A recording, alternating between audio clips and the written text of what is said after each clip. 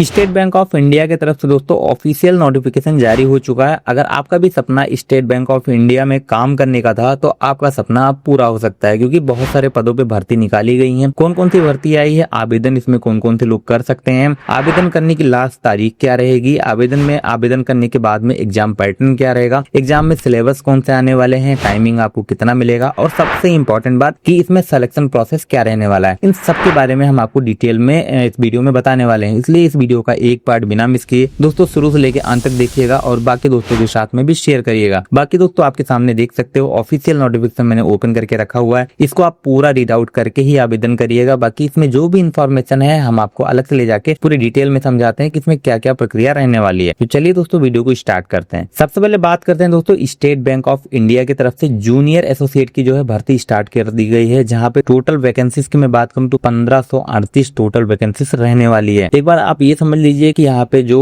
Job आने वाली है ऑर्गेनाइजेशन का नाम स्टेट बैंक ऑफ इंडिया की तरफ से आएगी। पोस्ट की अगर मैं बात करूँ तो जूनियर एसोसिएट पे आपकी भर्ती होने वाली है customer support and sales department में। कैटेगरी यहाँ पे एससी एसटी ओबीसी जनरल सभी के लिए एप्लीकेबल रहेगा। और यहाँ पे आवेदन करने का जो मोड है ओनली ऑनलाइन मोड ही रखा गया, आप यहाँ पे ऑफलाइन इसको आवेदन नहीं कर सकते हो। टोटल वैकेंसी मैंने आपको पहले ही बता दी, लेकिन ये जो टोटल वैकेंसी है दोस्तों कैटेगरी वाइज यहाँ पे इसको डिवाइड कर दिया गया। ये जानना आपके लिए बेहद जरूरी है, यानी कि कौन सी कैटेगरी के लोगों के लिए कितनी जॉब यहाँ पे रिजर्व करके रखी गई है। एससी कैटेगरी की बात करें तो 207 पदों पे भर्ती होने वाली है। वहीं पे अगर एसटी की बात करें तो 1219 पदों पे भर्ती होगी। और यहाँ पे ओबीसी की अगर बात करें तो यहाँ पे 112 पदों पे भर्ती होने वाली है। कुल मिला के एससी एसटी ओबीसी लोग इसमें आवेदन कर सकते हैं। इंपॉर्टेंट डेट जो आपको जानना बहुत जरूरी है, इस डेट के बिना आप इसमें कुछ नहीं कर सकते हो। सबसे पहले अगर मैं स्टार्ट की बात करूं तो एप्लीकेशन हमारा 7 तारीख 8वां महीना 2026 यानी 7 अगस्त से स्टार्ट हो गया। इसकी जो लास्ट डेट है 27 अगस्त 2026 रखी गई है। प्रीलिम्स एग्जाम आपका यहाँ पे इसका डेट नहीं आया है, अभी सितंबर 2026 में ये होने वाला है। संभवतः टाइम बताया गया है। जो इसका मेंस एग्जाम है अक्टूबर नवंबर में कराया जाएगा। बात करते हैं एलिजिबिलिटी क्राइटेरिया की, इसमें आपको आवेदन करने के लिए आपके पास में कौन कौन से डॉक्यूमेंट होने चाहिए। तो यहाँ पे आप किसी भी संस्था से ग्रेजुएशन आपका कंप्लीट होना चाहिए, किसी भी यूनिवर्सिटी से हैं आप, कहीं से भी हैं तो आपका यहाँ पे काम चल जाएगा। यहाँ पे देखोगे 31/12/2026 का आपका जो फाइनल ईयर कंप्लीट होना चाहिए, मे भी अप्लाई करने से पहले। एज लिमिट की बात करें तो 20 साल से लेकर 28 साल यहाँ पे एज रखी गई है। 1/4/2026 और 2/4/1998 के बीच में किसी का भी जन्म हुआ है तो यहाँ पे आप आवेदन कर सकते हैं। कैटेगरी की बात करें तो यहाँ पे केवल एससी एसटी एंड ओबीसी के लिए यहाँ पे आवेदन करने के लिए रखा गया है। जनरल के यहाँ पे आवेदन नहीं कर सकते हैं जनरल के लोग। एज लिमिट की बात करें कि इसमें एज लिमिट आपको क्या क्या दे के रखा है, तो यहाँ पे मिनिमम आपको 20 साल बताया गया कि आपकी जो कम से कम है 20 साल उम्र होनी चाहिए और ज्यादा से ज्यादा आपकी जो उम्र है 28 साल होनी चाहिए। वहीं पे अगर देख सकते हैं आपको ओबीसी में 3 साल का आपको रिलैक्सेशन मिलेगा, एसटी में 5 साल का और पीडब्ल्यूडी में 13 साल और पीडब्ल्यूडी एससी एसटी में 15 साल। ठीक है, अगर कोई एक्स सर्विस मैन है तो यहाँ पे सर्विस प्लस 3 साल मैक्सिमम 50। ठीक है, और यहाँ पे जो विधवा वगैरह होते हैं वोमेन है उनके लिए प्लस 7 साल है। और एसबीआई ट्रेंड अप्रेंटिस जो है ओबीसी कैटेगरी के उनको 4 साल का और एसबीआई ट्रेंड अप्रेंटिस के लिए यहाँ पे 6 साल का। ठीक है, ये सारे यहाँ पे डिटेल्स हैं। अब बात करते हैं सैलरी लेवल की। सैलरी लेवल क्या रहने वाला है, तो यहाँ पे 26,703 तक की सैलरी हो सकती है, जो कि स्टार्टिंग बेसिक सैलरी पे आपका पेज 5 होने वाला है। और यहाँ पे पर मंथ आपका 46,000 तक आसपास आ सकता है। ठीक है, पे स्केल यहाँ पे दर्शाया गया, आप लोग अच्छे से देख सकते हो। एप्लीकेशन की बात करें तो यहाँ पे SC ST PWD ex serviceman और डीएक्सवी के लिए यहाँ पे कोई भी फीस नहीं रखा गया है। सिर्फ और सिर्फ ओबीसी कैटेगरी के लिए 750 रुपए, साथ में बैंक चार्ज आपको देना होगा। जो भी आपका ऑनलाइन चार्ज रहेगा वो आपको देना है, यानी कि टोटल 750 रुपए का जो आपका है फीस कटने वाला है आवेदन करने के टाइम। बात करते हैं सिलेक्शन प्रोसेस की। सिलेक्शन प्रोसेस में सबसे पहला यहाँ पे फेज 1 में आपका प्रीलिम्स एग्जाम होगा, आप यहाँ पे देख सकते हो। दूसरा यहाँ पे आपका मेंस एग्जाम होगा। उसके बाद में यहाँ पे आपको लोकल लैंग्वेज आनी चाहिए, उसके बारे में यहाँ पे बताया गया है। उसके बाद में आपका लास्ट में डॉक्यूमेंट वेरिफिकेशन होने वाला है। ये आपका था सिलेक्शन प्रोसेस। एग्जाम पैटर्न की बात कर लेते हैं कि एग्जाम पैटर्न इस बार क्या रहने वाला है। तो एग्जाम पैटर्न में सबसे पहले आप यहाँ पे देख लीजिएगा, फेज 1 में एग्जाम होगा, अगेन यहाँ पे फेज 2 में एग्जाम होगा, यानी कि पहले प्रीलिम्स होगा उसके बाद में मेंस एग्जाम होगा। इनके बारे में विवरण आप जान लीजिए। जो फेज 1 का आपका प्रीलिम्स का एग्जाम होने वाला, ये टोटल आपका 100 मार्क्स का होना है, यानी कि 100 नंबर का रहेगा, जो कि क्लियर करने का इसकी जो टाइमिंग आपको 1 घंटे दी जाएगी। लैंग्वेज की बात करें तो यहाँ पे देखोगे इंग्लिश लैंग्वेज के अंदर आपसे 30 क्वेश्चन पूछे जाएंगे, ये टोटल 30 नंबर के रहेंगे। इसको क्लियर करने के लिए आपको 20 मिनट का समय दिया जाएगा। न्यूमेरिकल एबिलिटी में आपका जो क्वेश्चन आएगा 35 क्वेश्चन आएगा, ये भी 35 नंबर का रहेगा। इसको भी क्लियर करने के लिए आपको 20 मिनट ही दिए जाएंगे। साथ में रीजनिंग का जो क्वेश्चन आने वाला है 35 क्वेश्चन आएगा, ये भी आपको यहाँ पे 35 नंबर का रहेगा, जिसमें आपको टोटल टाइमिंग 20 मिनट की दी जाएगी। ये आपका हो जाएगा फेज 1 का, यानी कि जो फेज 1 प्रीलिम्स एग्जाम होगा ये उसका उसका पूरा विवरण है और जो कि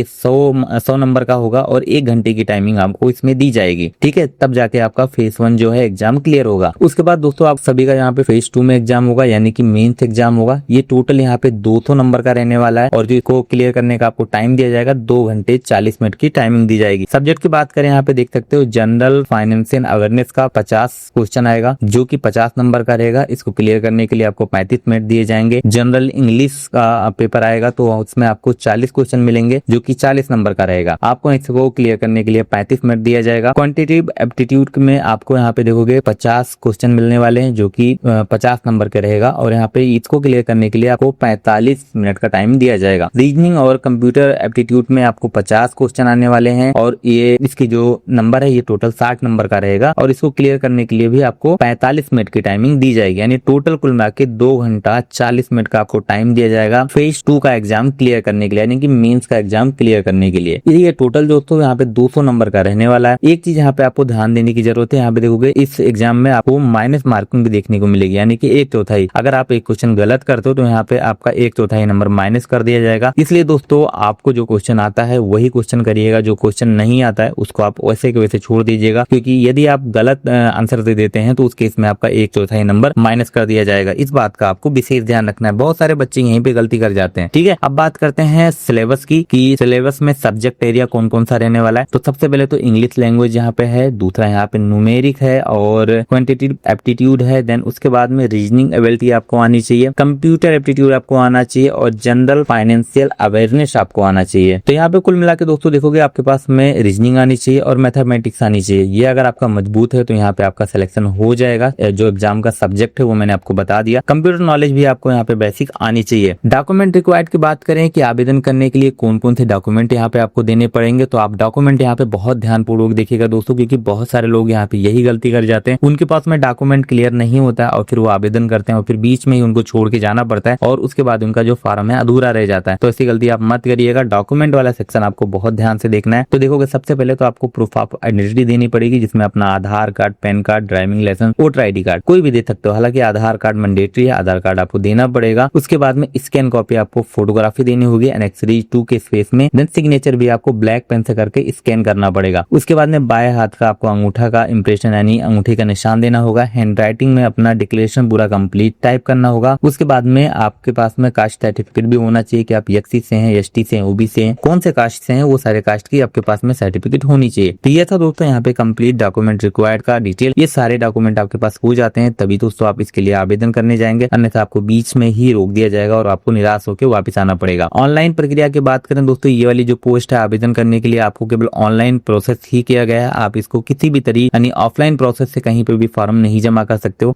इसमें आवेदन करने के लिए sbi.bank.in पे आपको जाके आवेदन करना होता है। लिंक आपको डिस्क्रिप्शन में मिल जाएगा। अगर इसके ऊपर आप डेडिकेटेड वीडियो चाहते हो कि इस फॉर्म को कैसे भरना है लाइव प्रोसेस करके मैं आपको बताऊं, तो नीचे कमेंट बॉक्स में आपको लिख देना होगा SBI फॉर्म फिलअप। जैसे आप इतना टाइप करके भर दोगे तो मैं आपको इसके ऊपर अलग से वीडियो बना दूंगा कि इसका ऑनलाइन कंप्लीट फॉर्म कैसे भरा जाएगा। साइट पे जाने के बाद में सबसे पहले अपने ईमेल आईडी और मोबाइल नंबर से इसको रजिस्टर करना होगा। उसके बाद अपना पूरा कंप्लीट फॉर्म फिलअप करना है ध्यान से, जो कि आपके डॉक्यूमेंट पे होगा। अपना फोटो, सिग्नेचर, थंब इंप्रेशन और डिक्लेरेशन पूरा कंप्लीट अपलोड कर लेना है। उसके बाद अपना जो फीस है, अगर आप ओबीसी कैटेगरी से आते हैं तो अपना debit card, credit card, mobile banking, UPI किसी के भी माध्यम से यहाँ पे पेमेंट कर सकते हो। लास्ट में यहाँ पे देखोगे रिव्यू करके अपना फॉर्म को सबमिट कर देना है। एक बात आपको ध्यान रखना है, अगर आप अपना फॉर्म सबमिट कर देते हो बिना रिव्यू किए और इन द केस कुछ गलत आप फॉर्म में भर देते हो तो उस केस में आप इसको चेंज नहीं कर पाओगे। इसलिए यहाँ पे फाइनल सबमिट करने से पहले आपको एक बार अच्छे से पूरे फॉर्म को चेक कर लेना है। चेक करने के बाद ही आपको यहाँ पे सबमिट करना है। इंपॉर्टेंट चीजें जो आपको जानना जरूरी है अगर आप इसमें आवेदन करना चाहते हो तो आपको ये सारी चीजों का ध्यान रखना बहुत ही जरूरी है। सबसे पहले दोस्तों आप ये जान लो कि इसमें आवेदन करने के लिए आपको केवल एक ही फॉर्म भरना है। अगर एक से ज्यादा फॉर्म भरते हैं तो ऑटोमेटिक ही आपका फॉर्म रिजेक्ट कर दिया जाएगा। एक बार अगर आप फॉर्म भर रहे हो और सबमिट करने के बाद में कुछ भी करेक्शन करना है तो अलाउ नहीं किया जाएगा। आपको पहले से सारे करेक्शन कर लेने हैं, लास्ट में देन आपको यहाँ पे सबमिट करना होगा। यहाँ पे एक चीज और है, candidate already working SBI critical are not eligible, यानी कि SBI